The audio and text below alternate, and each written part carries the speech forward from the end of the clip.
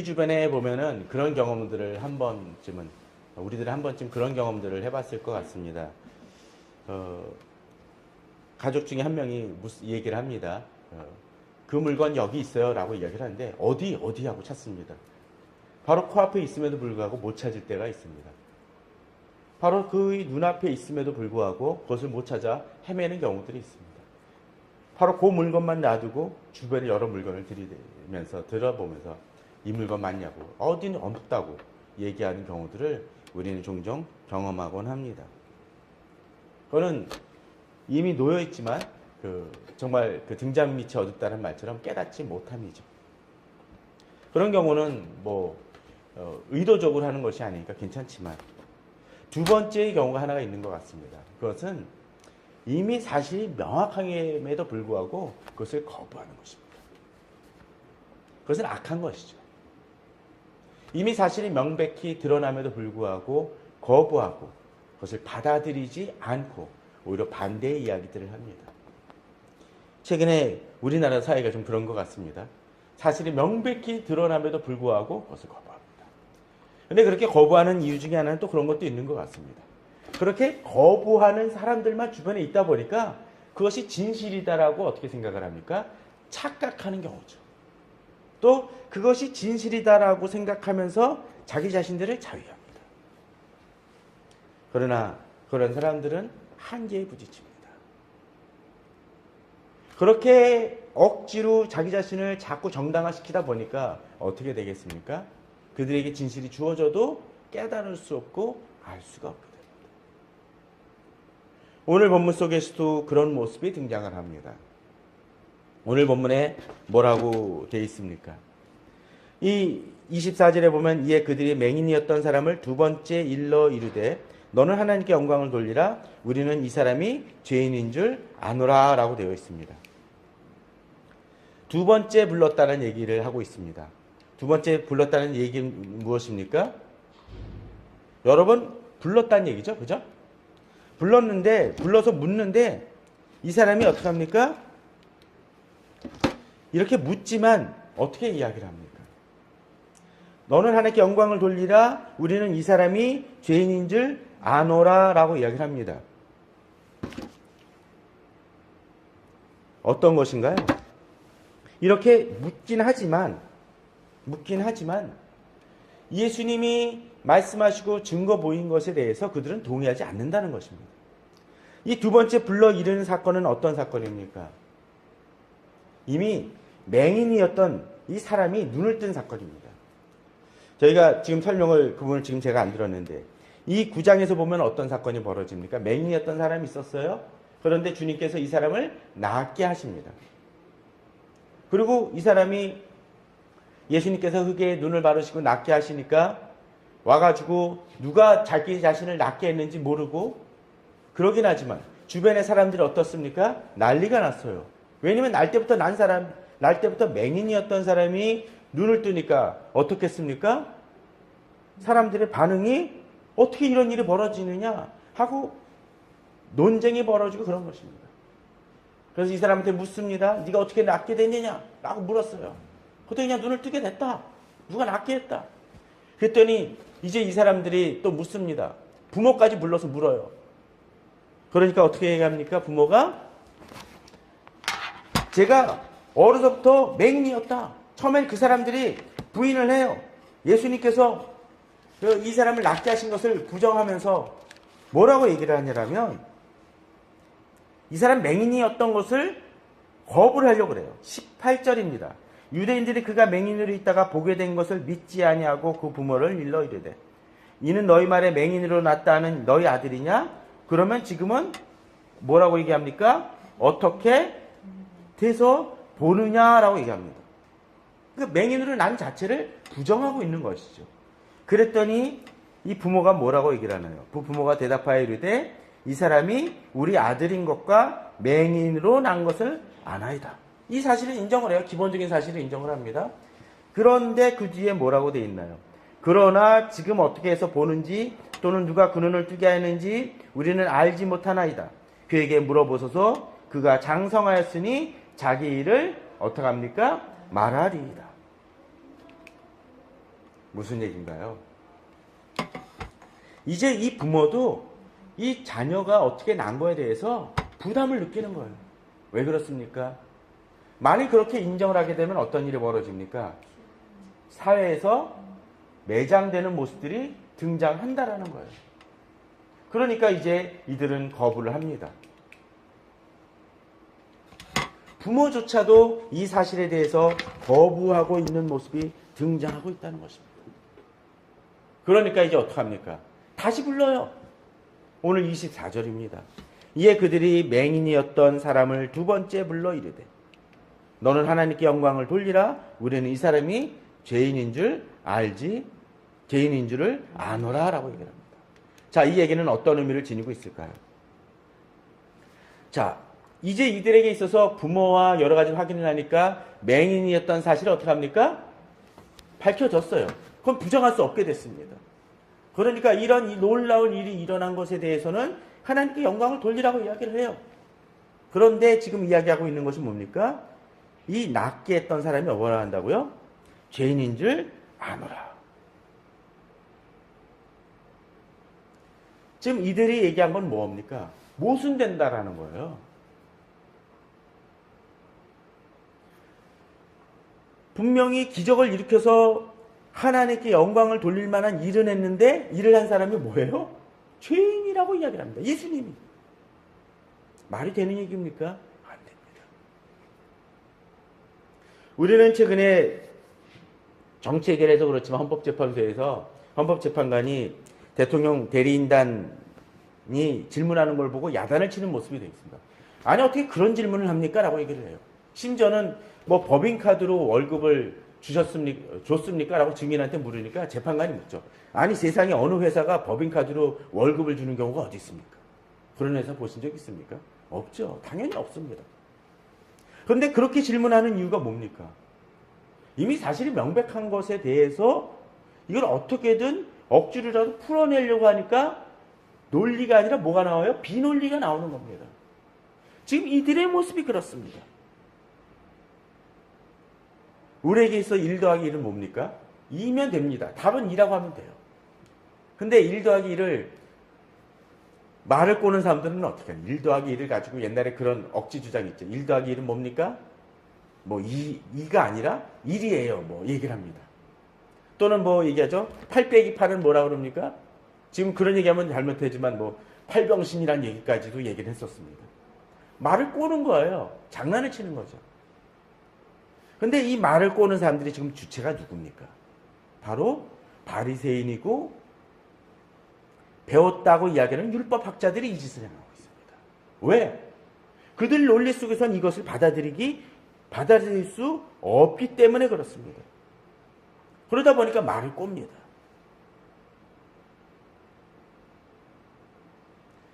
이 시대는 예수 그리스도에 대해서 믿는 것을 복잡하게 만드는 시대입니다. 어렵게 설명해야 그것이 답인 것처럼 얘기합니다. 예전에 활동하셨던 빌리 그리함 목사님을 생각해 보십시오. 또 다른 여러 가지 우리나라에서 유명했던 목사님들 생각해 보면 그분들의 설교는 아주 단순했습니다. 주 예수를 믿으라. 예수 외에는 예수만이 길이요 진리요 생명이라고 선포를 합니다. 거기에 성도들이 사람들이 무너지고 무릎을 꿇었습니다. 왜요? 진리는 단순합니다. 가끔 길 갈 때 질문을 하는 것도 마찬가지죠. 어떤 분이 길에 질문을 합니다. 저쪽에 안국역을 가려면 어떻게 가야 됩니까? 그러면 저는 아마 이 낙원상가 쪽에 있으면 그렇겠습니다. 이쪽으로 쭉 가시면 됩니다.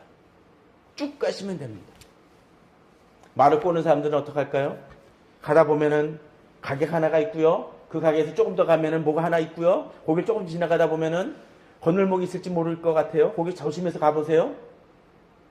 아무리 설명을 더 해봤자 얘기만 복잡해집니다. 그냥 가라고 하면 됩니다.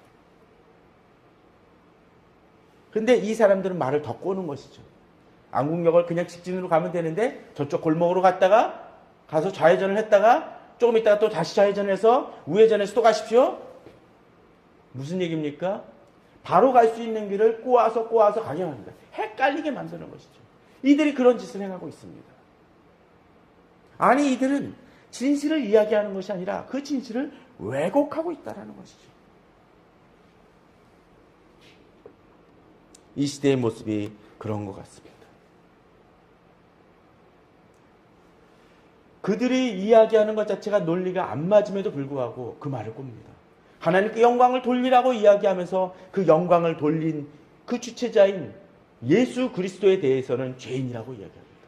왜요? 그들이 입장 속에서 받아들이기 불편하다라는 거예요. 그러나 이미 예수 그리스도께서는 이미 앞에서 당신이 하나님의 아들임을 여러 가지로 보여주셨습니다. 특히 요한복음은 그렇습니다. 요한복음에 어떻게 등장을 합니까? 가나의 혼인잔치 때 물을 포도주로 만드십니다. 떡 5개와 물고기 2마리를 뭘 하셨습니까? 수많은 사람들을 먹이셨습니다. 병든 자를 낫게 하셨습니다. 또 뒤에 가서는 결국 죽은 나사로까지 살리시는 놀라운 일들을 행하십니다. 그러나 그럼에도 불구하고 그들은 그들 눈앞에 명확히 나타난 진리에 대해서 거부합니다. 왜요? 그들의 틀 속에서는 예수 그리스도를 받아들이기 쉽지 않다는 것이죠. 그들이 잣대로서는 예수 그리스도를 받을 수 없기 때문에 그렇습니다. 예전에 30cm 자를 갖고 무엇을 해보신 분들 많이 해보시죠? 그죠? 근데 30cm 자를 가지고 그 30cm 자 중에 플라스틱 같은 거 있잖아요. 그죠? 플라스틱 자를 요새 30cm 자도 잘 안 쓰는 것 같아요. 그런 자가 있는데 그 자를 좀 오래 쓰면 어떻게 됩니까? 이게 이가 상해요. 그래서 삐뚤빼뚤 되어지기도 하고 또 그것이 어떤 때는 만약 불 같은 데 쪼이면 어떻게 될까요? 우글쭈글해가지고 휘어버리는 경우들도 있습니다. 그럼 그 자는 어떻게 됩니까? 30cm 자가 이미 될 수 없게 돼버립니다. 그걸로 재는 자는 그걸로 무언가 센치를 재면 어떻게 될까요? 다 정확하지 않게 됩니다. 줄자 같은 것도 그러겠죠. 불에 살짝 그슬려서 했다고 쳐봅시다. 그럼 1m짜리가 한 80cm로 줄어들 수 있어요. 그럼 그런 것을 가지고 있는 그 어느 사람이 계속적으로 그것을 쟀다고 쳐봅시다. 어떻게 될까요? 맞는 치수가 나올 수 없습니다. 저울 같은 것도 그렇겠죠? 가끔가다 몸무게 재다 보면 자기 체중이 좀 더 많이 나간다 그러면 사람들 보는 게 뭡니까? 눈금 봐요. 혹시 이게 틀려지지 않았을까? 그런 경우도 있습니다. 어떤 때는 뭐 5kg든 몇 kg든 뒤로 가거나 앞으로 가서 내 아이 체중보다도 더 나오는 것처럼 비춰질 때가 있습니다. 그럼 조정을 해야겠죠. 그러나 어떤 사람이 그거는 보지 않고 계속적으로 그것을 바라본다면 어떻게 될까요? 정확한 치수가 나올 수 없습니다. 예전에 그런 장난 쳐보셨습니까? 어느 사람이 목욕탕에 있는 저울에 올라가서 몸무게를 재면은 뒤에 있는 사람이 살짝 발을 올려놓습니다. 그럼 어떻게 되겠습니까? 체중이 한 20kg든 더 나가겠죠. 아니 20kg까지 아니어도 한 4, 5kg 더 나가면 깜짝 놀랍니다. 그런데 지금 이 유대인들의 입장이 사실은 그런 것입니다. 하나님께서 보여주시는 그 진리가 아니라 자기의 잣대로 자기의 기준으로 하다 보니까 이것이 흔들려 버리고 이건 틀렸다라고 자꾸 얘기를 합니다. 특별히 또 그것을 거부하는 이유가 뭡니까? 자신들이 지금까지 생각해왔던 그 틀이 토대가 무너지기 때문에 그렇습니다. 그러니까 거부를 하죠. 진리는 단순합니다. 그러나 자신의 기준과 틀을 지키려 하는 사람들은 바로 그것을 가지고 왜곡하고 꼬이게 만듭니다. 진리 앞에서 우리는 사실은 정직해야 됩니다. 진리 앞에 대해서는 우리는 분명히 우리 자신을 점검하며 돌아볼 필요가 있습니다. 맹인이 그러했습니다. 맹인은 이야기를 합니다. 이상하다. 왜 이렇게 그것을 자꾸 헷갈리게 그러느냐. 이 사람은 얘기를 하죠. 30절에 그 사람이 대답하여 이르되 이상하다. 이 사람이 내 눈을 뜨게 하였으되 당신들은 그가 어디서 왔는지 알지 못하는도다. 하나님이 죄인의 말을 듣지 아니하시고 경건하여 그의 뜻대로 행하는 자의 말은 들으시는 줄을 우리가 아나이다라고 되어 있습니다. 자, 앞서서 이 사람들은 뭐라 그랬다고요? 예수님에 대해서 죄인이라고 얘기했습니다. 그러나 이 사람은 뭐라고 얘기를 하나요? 이상하다. 내 눈 뜨게 했는데, 그리고 니들 자신이 하나님께 영광을 돌리라고 얘기했는데 어떻게 이 사람이 어디서 왔는지 알지 못하느냐고 얘기합니다. 이것을 행할 수 있는 사람이 누구라고요? 경건하여 그의 뜻대로 행하는 자의 말은 하나님이 들으신다고 얘기했습니다. 자, 지금 한 가지 우리가 알아야 될 게 있습니다. 이 눈 뜬 사람이 예수님을 만났습니까? 못 만났습니까? 만난 적이 있습니까? 없나요? 만난 적은 있습니다. 근데 만난 적은 있는데 본 적은 있습니까? 없습니다. 왜냐하면 이 사람이 아직은 맹인인 상태 속에서 눈을 씻으러 갔다가 오니까 눈이 뜬 거예요. 그럼 만난 적은 있는데 지금 본 적은 있습니까? 없어요. 왜? 맹인이었을 때였기 때문에. 그렇기 때문에 아직 예수 그리스도에 대해서 제대로 아는 사람은 아닙니다. 그러나 그에게 일어난 일을 통해서 이분이 특별한 분인 건 깨닫고 있다라는 거예요. 그러나 앞서 이 사람들은 어떻습니까? 예수님하고 얘기도 했고 대화도 했고 그 이적이 일어난 것을 이미 보았던 사람들입니다. 그러나 그럼에도 불구하고 이들은 끝까지 거부하고 있습니다. 왜? 자기의 틀 때문에.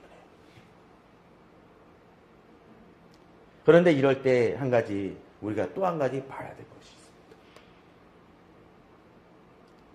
자, 34절입니다. 그들이 대답하여 이르되 내가 온전히 제 가운데 나서 우리를 가르치느냐 하고 이에 쫓아내어 버리니라고 되어 있습니다. 이렇게 얘기했던 이유 중에 하나는 32절에 창세 이후로 맹인으로 난 자의 눈을 뜨게 하였다함을 듣지 못하였으니 이 사람이 하나님께로부터 오지 않았으면 아무 일도 할 수 없으리다 라고 이 사람은 알아요. 그죠? 왜냐하면 자기가 체험했던 것이죠. 그러니까 이제 이 사람들이 하는 얘기가 뭐냐면 네가 우리를 가르치려 하느냐? 왜? 온전히 죄 가운데서 난 네가 너는 아니라는 거야. 최소한 너는 우리를 가르칠 자격이 없다라는 것이죠. 사람들이 종종 자기 논리나 그런 부분에 밀리게 되면 행하는 게 뭡니까? 그 사람을 인신공격하는 경우들이 많이 있습니다. 특별히 지금의 경우는 어떻습니까? 이 사람의 맹인이었던 사람의 과거를 지금 트집 잡는 겁니다. 과거가 어떤 거예요? 이 사람은 날 때부터 맹인이었다는 것이죠. 날 때부터 맹인이었으니까 이 사람의 논리는 뭡니까?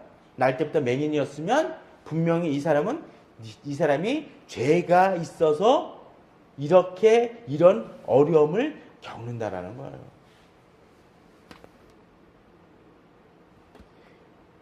말도 안 되는 얘기일지 모르지만 이런 논리가 사실 우리 주변에 많이 있습니다.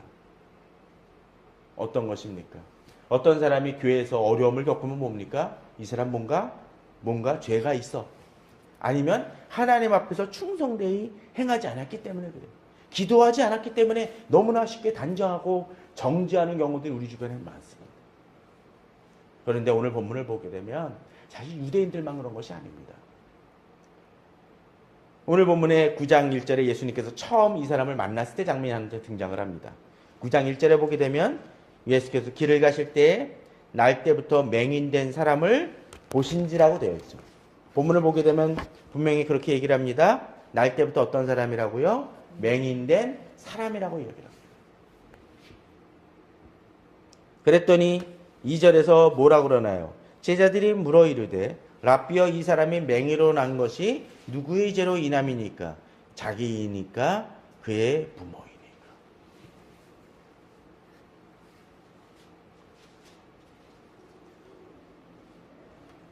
맹인이었고 지금 눈을 보지 못하는 것도 힘든데 더더군다나 이 사람이 지금 나은 것도 아닌데 자기가 태어날 때부터 왜 자기가 눈이 멀었는지 모르고 태어난 사람인데 이런 사람에게 이 사람이 물 바라보면서 예수님을 쫓는 제자들이라는 사람들이 이야기하는 것이 이런 것입니다. 누구의 죄입니까? 이 사람이 죄입니까? 부모의 죄입니까? 가끔 우리는 이렇게 대못 박는 짓을 향할 때가 있습니다. 네가 잘못해서야. 네가 열심히 못 사니까 네가 지금 이런 지경에 처하는 거야. 물론 사람이 살다 보면 실수가 있을 수 있습니다. 잘못도 있을 수 있습니다. 넘어진 길을 갈 수도 있고 죄를 범할 때도 있을지 모릅니다. 그러나 성경은 이야기합니다.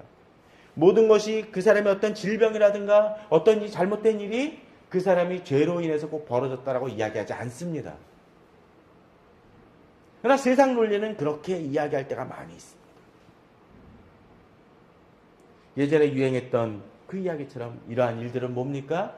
2번 죽이는 것입니다. 상처난 사람한테 이제 곧 좀 일어나고 싶어하는 사람한테 다시 짓밟는 모습하고 같습니다.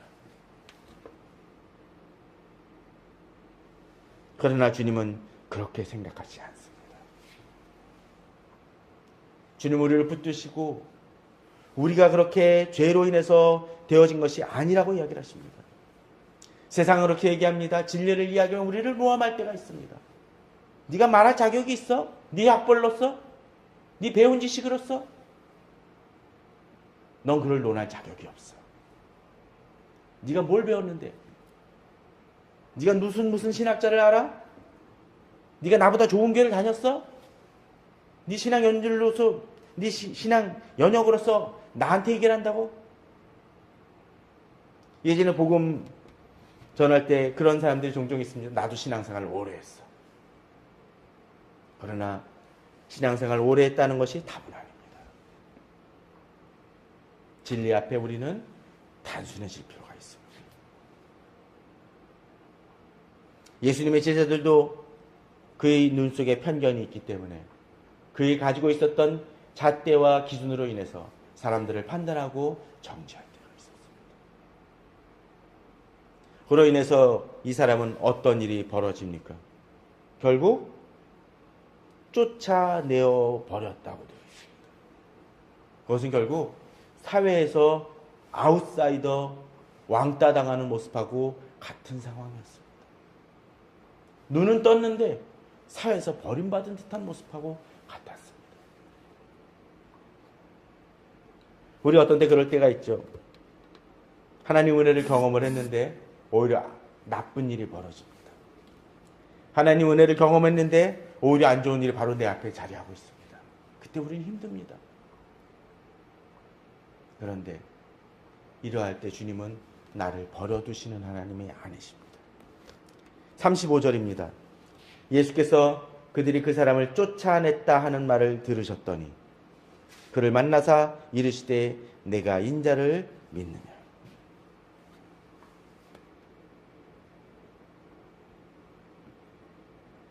뭐 하셨다고요? 그 사람을 쫓아냈다 하는 말을 들으셨다고 되어 있습니다. 맞습니다. 주님은 우리가 고통당하고 힘들어하고 어려움에 처한 상황을 어떻게 하시는 분이십니까? 보시는 분이시고 들으시는 분이십니다. 우리가 주를 믿는다는 것은 사실은 힘들고 어려운 과정 속에 있습니다. 세상은 자신의 기준과 그런 것으로 인해서 우리를 판단하지만 하나님의 사람들은 하나님의 능력과 하나님의 은혜를 경험한 사람들은 신앙이 단순해집니다. 왜? 내가 봤기 때문에. 주변에 그런 사람들이 있죠. 어떤 사실에 대해서 막 여러 가지로 논을 합니다. 이건 이렇고 저건 저렇고 얘기를 합니다. 그런데 그 사건에 대해서 가장 정확하게 얘기하는 사람은 뭡니까? 그 사건 현장에 있었던 사람. 어떤 사람은 신문을 보고 어떤 사람은 책을 가지고 어떤 기사를 보고 이야기를 하지만 그 사건 현장에 직접 있었고 그 사건의 주인공을 직접 만난 사람은 단순합니다. 내가 봤어 하면 끝이 납니다.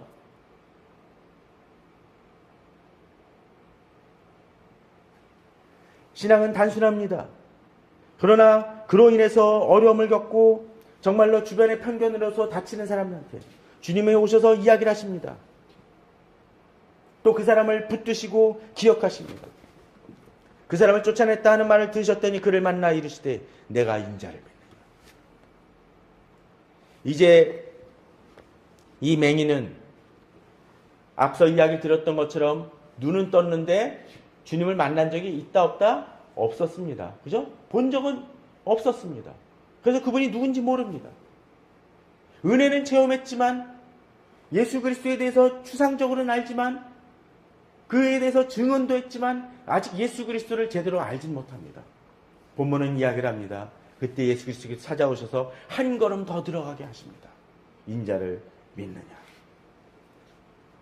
주여 그가 누구오시니까 내가 믿고자 하나이다. 그리고 이 사람은 어떻게 행합니까? 이르되 주여 내가 믿나이다 하고 절하는 장면이 등장을 합니다. 앞서 예수 그리스도를 증거는 했지만 그 예수 그리스도가 누군지 잘 알지 못했고 그로 인해서 핍박까지 받았지만 이제 예수 그리스도를 만남을 통해서 더욱더 깊이 들어가고 이제 인격적으로 그 주님 앞에 엎드리며 굴복하는 신앙으로 한 단계 더 깊이 들어가는 모습 보입니다. 신앙이란 사실 이런 것입니다. 은혜를 체험한 많은 사람들이 있지만 그 은혜 앞에서 그저 멈춰버리고 돌아가는 사람들이 있습니다.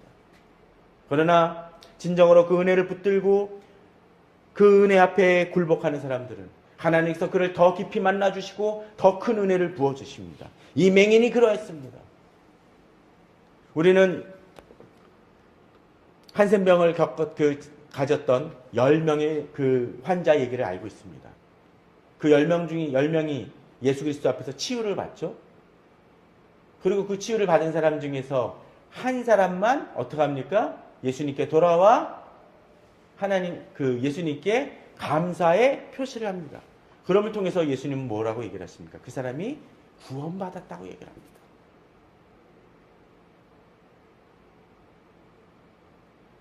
열 명이 육체의 병은 치유받았지만 진정으로 예수 그리스도를 만난 사람은 누구? 단 한 사람이 있었습니다. 이 맹인도 마찬가지입니다. 오히려 이제 육신의 그 눈은 뜨었고 거기서 이제 이 유대인들을 만나 부딪힘 속에서 그는 이제 그로 인해서 어려움을 겪었지만 예수 그리스도를 만남을 통해서 육신의 눈만이 아니라 이제 무엇의 눈이 뜹니까? 영혼의 눈이 뜨이게 되었다라는 것이죠. 그런데 오늘 본문을 보게 되면 또 한 가지 재미있는 모습이 등장을 합니다. 39절에 예수께서 이르시되 내가 심판하러 이 세상에 왔으니 보지 못하는 자들은 보게 하고 보는 자들은 맹인이 되게 하려 함이라 하시니 바리새인 중에 예수와 함께 있던 자들이 이 말씀을 듣고 이르되 우리도 맹인인가? 라고 얘기합니다.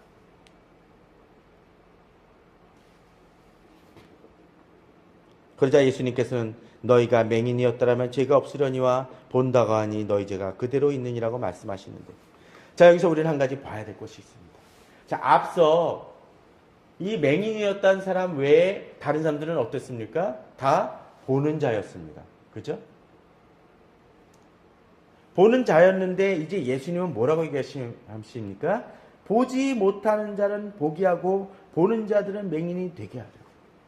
예전에 이 날 때부터 맹인이었던 사람들은 자기 자신이 보지 못함을 통해서 어둠에 있었고 어려움을 겪었고 고난을 겪었습니다. 그러나 유대인들은 이전부터 태어날 때부터 보았었고 많은 율법서와 많은 회당에도 참석을 하고 여러 가지 제사도 참석하는 은혜를 경험했습니다. 그런데 이제 맹인이었던 사람이 눈을 뜨고 나서 이야기할 때 이 유대인들은 뭐합니까? 오히려 유대인들이 보는 예수 그리스도를 눈을 뜨고 있음에도 불구하고 만나지 못하는 모습을 범하고 있습니다. 그들의 신앙생활이 오래되었을지 모르지만 그들의 편견과 그들의 아집으로 인해서 오히려 주님을 만나지 못하고 있습니다. 그러면서도 이 사람들은 뭐라고 얘기를 합니까? 우리도 맹인인가? 맹인인가라는 얘기는 무엇입니까? 자기들은 본다고 생각하고 있다라는 것이죠.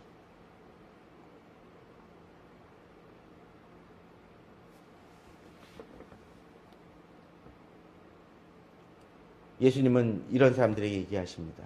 맹인이 되었더라면 죄가 없으려니와 본다고 하니 너희 죄가 그대로 있느니라.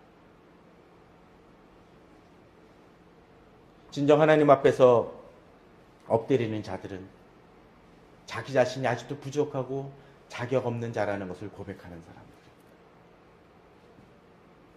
자,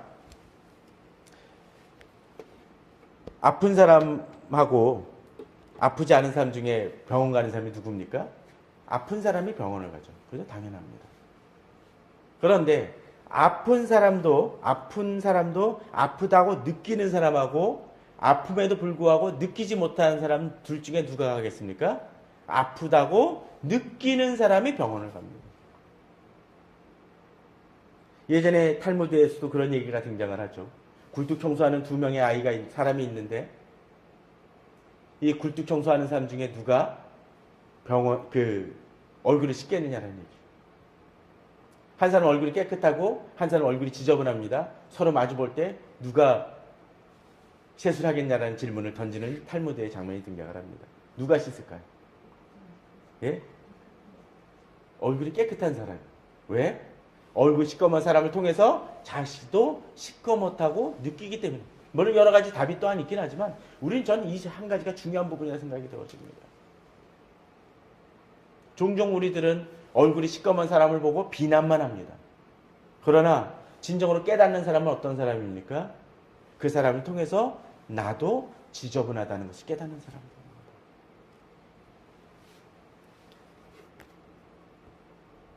주님께서 이 맹인을 낫게 하셨던 것은 이 맹인만이 눈을 뜨게 하시는 것만이 아니라 이 맹인을 통해서 바로 그 유대인들도 눈을 뜨길 원하신 것입니다. 요한복음의 계속적인 이적은 바로 그런 것입니다. 그 이적을 통해서 그들이 하나님을 알길 원합니다. 왜? 이적을 이렇게 행하시고 풍랑을 잠재우시고 먹을 것을 주시고 병든 자를 낫게 하시고 심지어는 죽은 나사로까지 부활시키심을 통해서 이분이 하나님이신 증거를 많이 보여주시고 그들 앞에 명백히 증거를 보여줌에도 불구하고 나는 그렇게 생각하지 않는다라고 생각하는 유대인들을 깨우치시기 위함이었다는 것입니다. 우리는 이런 성경을 볼 때마다 유대인들에 대해서 답답함을 느낄지 모릅니다. 그러나 오늘도 우리들이 그럴 수 있습니다. 하나님 우리들에게 말씀하십니다. 증거를 주십니다. 여러 가지 우리 삶을 책임지시고 도와주십니다. 그러나 그럼에도 불구하고 우리는 이야기합니다. 하나님이 계신가라고 얘기하는 사람도 있고 하나님이 나를 붙드시는가라고 얘기할 때는 사람이 있습니다. 그런 사람들에게 있어서는 주님이 아무리 말씀하셔도 그들은 맹인일 수밖에 없습니다. 저는 오늘 본문을 통해서 우리가 이제 눈을 뜨기를 원합니다.